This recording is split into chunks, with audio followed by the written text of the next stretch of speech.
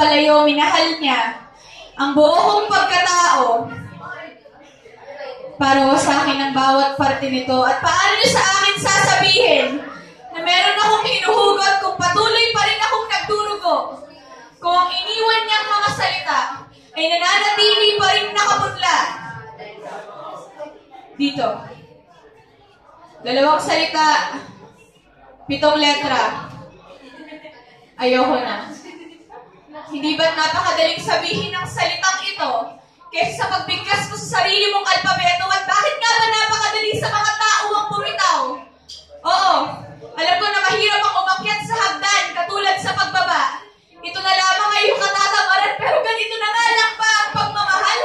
Na kapag napagod ay bababa na lang, ganito na nga lang ba ang kahulugan ng pagmamahal? Na kapag tinatamad ka na ay titigil at hihingi ka ng pahinga, ganito na nga lang ba ang kahulugan ng pagmamahal? Na kapag nawala na ang elemento ng sorpresa at ang tamis sa una ninyong pagsasama ay para kang langgam na maghahanap ng panibagong tamis at saka maglalakbay paalis.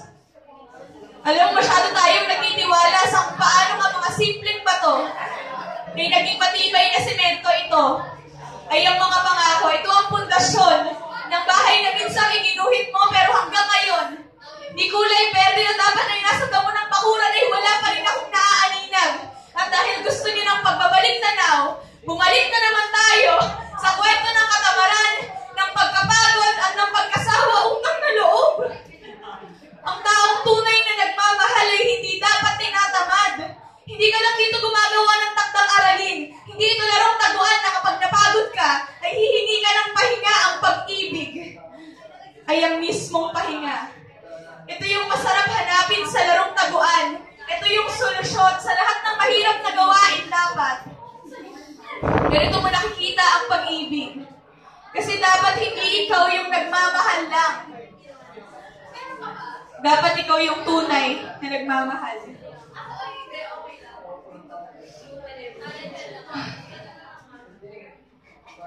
At alam kong bigla niya na lang akong binitawan sa mga panahong kailangan ko ng makakapitan. At aaminin ko, naniwala ako sa mga kamay na minsan kong inapitan, pero ang mga kamay na inakala kong sandigan ay tila hangin na hindi mananatili at lilisan. Oo, hindi mo maaaring bitawan yung mga bagay na hindi mo hawak. Pero dapat yung mga bagay na hawak mo na hindi mo na dapat binibitawan pa. At katulad ng gulong ni Andres Bonifacio, katulad ng pluma ni Rizal, katulad ni Tandang Sora, hawak ang kamay ng mga sundalong sugatan. Ang kamay na to ay hindi ginawa para bitawan lang. Kaya kung naghahanap ka ng panandaliang pagkapit, wag ako. Iba na lang.